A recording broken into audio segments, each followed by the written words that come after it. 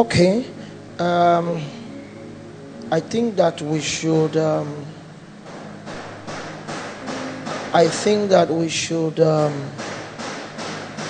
Trust God moving forward to treat a subject like ministry startup, because that's answering those questions. That's a whole lot of work for one night. But this is how I'm going to approach it. Let me read from scriptures, Luke chapter 1. Let me have that up.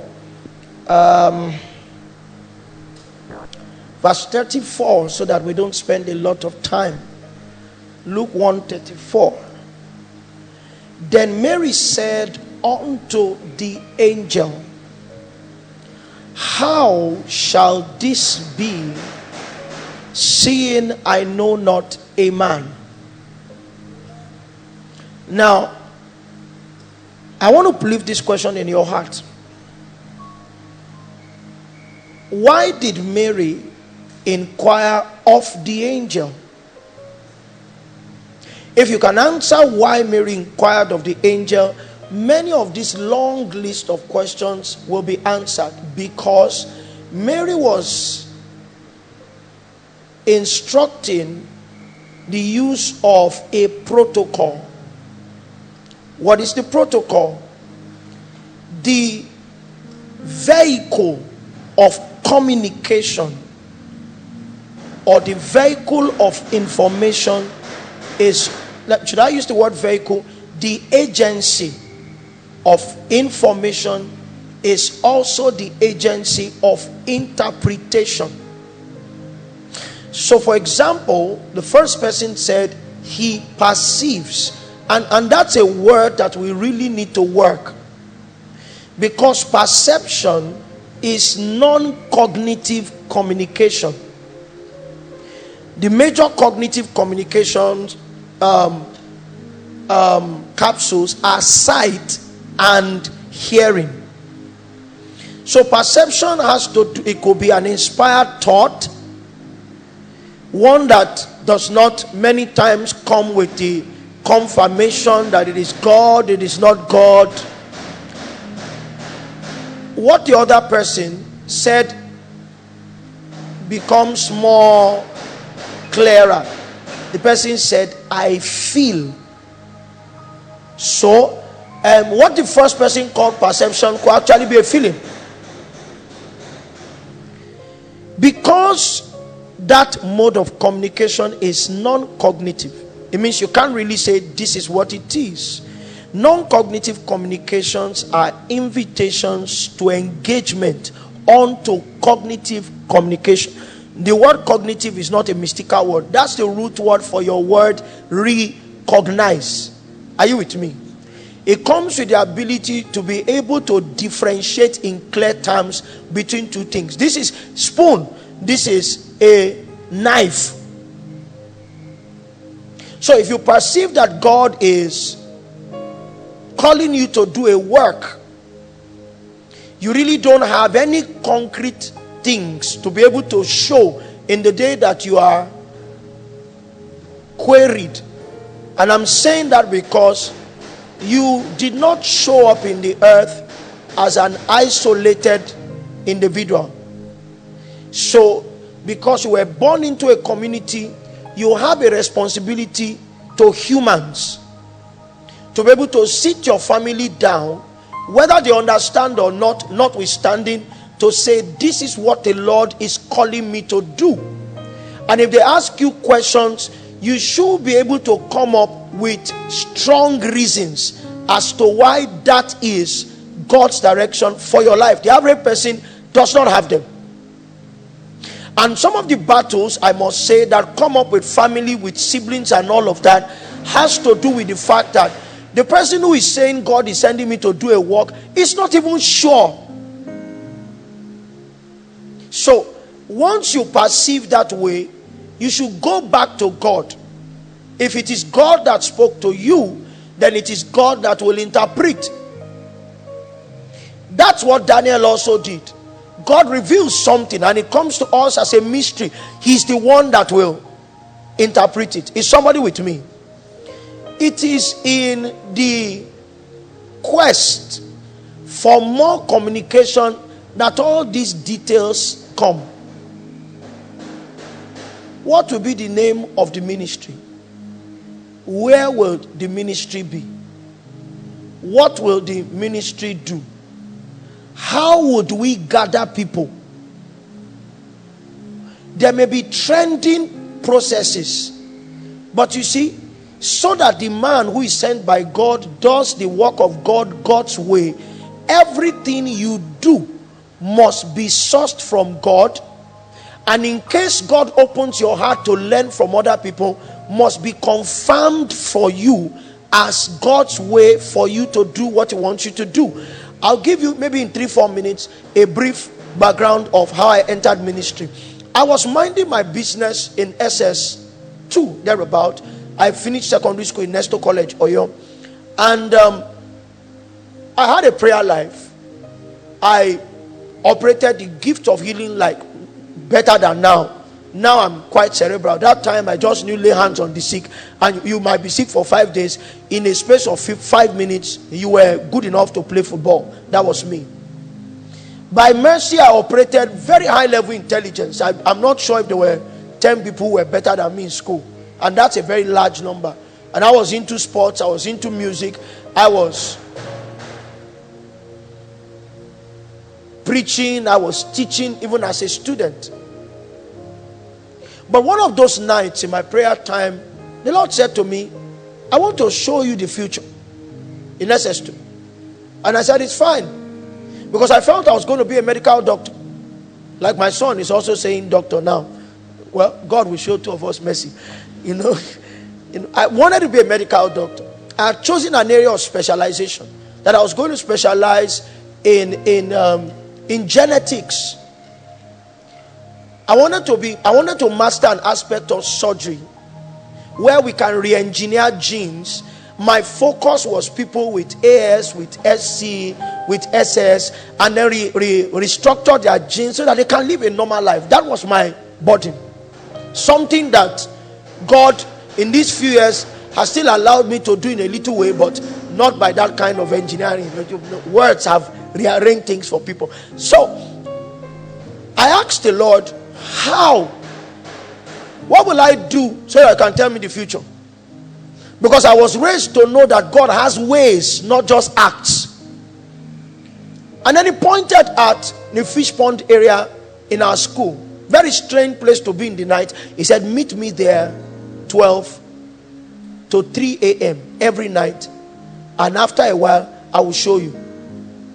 I was not the average student that went home for break, because we had to go for national competitions. I represented Oyo State on many grounds. So we had to remain in school and keep learning. And so that my prayer was 9 months and 5 or 6 days. Can't remember well now. Coming there every night to pray. And like I've shared, the only time I got to know that God was still involved in that prayer was the night the prayer point was about witchcraft. And NEPA at that time decided to take off the light. And I felt that was the witches that were after me. And one of the most notorious young men on our campus that time brought me a rechargeable lamp and dropped it and walked away. When I met him in the morning, I said, why did you come? He said, God said to me that you are afraid and I should drop the lamp so that you can keep praying. So that was my proof that after 5 months, God was in the prayer. There's no other communication. But after 9 months, yes, in about 5 days, as I was walking back, a few minutes past 3 a.m., I was now in SS3, the Lord said to me, don't come tomorrow. That was about June 8th, the year 2000. I was 17 years going to 18. And I felt it was Satan. I had stopped praying about the future. Anything that came to my heart became a prayer point. I had just loved 3 hours prayer as a secondary school student every night. The protocol was to sleep at 11, wake up at a few minutes to 12, and then go to pray and come back and sleep. Even during our final exams, I was still running the protocol. But that night I slept at 11 and I woke up at about 5 a.m. and I had a dream. and I was caught up into heaven. And I was brought into a vision of 7 earth days. And each of those days I was taught a particular aspect of the church. From doctrine, how to discern enemy activity, how to bring a balance to worship, to prayer. Little things that entered my heart as measuring systems. And on the final day, which was a Sunday, I'm rounding up now, I had the vision of a Sunday service, very large church, but empty church. And so I queried the Lord, why they didn't come to church? And he said, that's how I look. That's what I see on Sundays. Filled up churches or empty churches, for the Father seeketh such as will worship him in spirit and in truth. It means the lenses with which God views service is a true worshiper. All of a sudden, I saw a being, human looking, coming with 2 ladies with him and about 30 small children. The reason why I reacted to dances last year was because the dances I saw in that vision in 2020 have now arrived in 2000. That's year 2000, have now arrived in church. And so my reaction was because I never knew that that day will come. And I saw what those things did because they enshrined another civilization in the church. I was given a small bowl, like a bowl of ice of sugar cubes, very white and glistering. And I was throwing them at the children, and the children were falling down, dying. 3 on the 2 women. As I was to throw the last one on that being who I identified as Satan, the Lord said to me, my church will rest where there is no contention. Hold back. So I held back that grain, and I saw Satan in that dream wake up those 2 women and wake up all those children, and they began to rejoice. And then he looked at me. He said, go back and teach my church the patterns of true worship. Raise me an end time army. It was from that dream in 2000 that I knew that what he wanted me to build was a center of his worship. That's where the name came from. And so when you see us labor brutally in prayer, because when I began to seek him afterward, he gave me 3 tools for ministry. He said, pray with intensity, teach with deep revelation, and worship sincerely. Now, drama unit is good, and I'm sure some of you love drama, right? Some of you can even act. The reason why we don't have a drama group is that it was not given to me as a tool. Some of you can dance, you can break dance, you can somersault or split. I love it too. I like to watch it.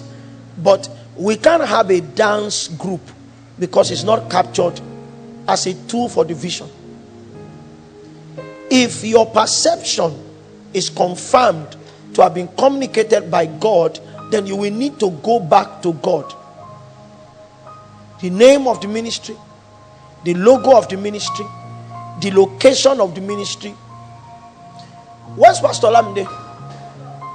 There was a time that we had issues with membership when we got to 40, because seemingly we were stagnated for a long time. And we had a vice president that time. I think Benga is now, is he in Nigeria or abroad? He's abroad. We were all winners members. And so the winner's way of getting members to church is what?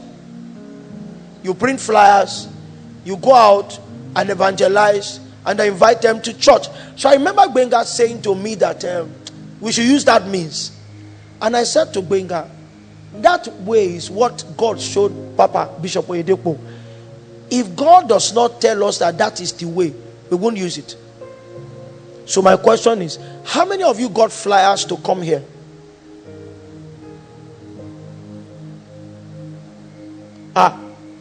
So you didn't get our flyers. Okay, the reason why you didn't get our flyers is that God did not authorize us to do any. The reason why you see e-flyers online is basically to help you build prayerful expectation towards the subject of Sunday or the discussion of that meeting. They are not basically invites to make you know, oh, on Sunday what we are studying are the four horns of Zechariah. And if you look at our earlier topics, they were very, very mystical. The four horns of Zechariah, the four horses of Joel, those kind of things. So it was to make people long to be there. So they will pray, they will do all of that. Your answers are with God. Even the management of opposition is with God. How do I handle my family is a question that the Holy Ghost can answer. So the minister's foundational confidant is the Holy Ghost. And your confusion will be as strong to the degree of the non-usage of the privilege of that confidant. You ask him questions all the way. When I left church this morning, I joined a pastoral training class in the Covenant Nation. And out of that class, 3 speakers, I've listened to 2 fully. I've not listened to 1. I've been able to prayerfully. My wife saw me sitting down, prayerfully explaining some things to her, drawing how my lessons from there will receive inspiration from God for how to rework what I'm doing now. If God gives me grace to do everything that I wrote today, this whole work will be revolutionized in 3 months. Totally in 3 months. And that's what I'm trusting God for. That's why I want that workers meeting next week. There's still another class tomorrow morning. I've just received a book this evening, about 361 pages, and I want to begin to read like a manual for the future that I now see for the work. Sometimes he will give you direct answers. At other times he will send people to you. But if God calls you indeed, he will tell you what to do. Ministry, let me close on that. It's not designed to be a work in copying. If the call is original, then the terms of reference must also be original. Except God says, go to that person and learn. And if he sends you on that errand, it will still be original. Is somebody with me? All right.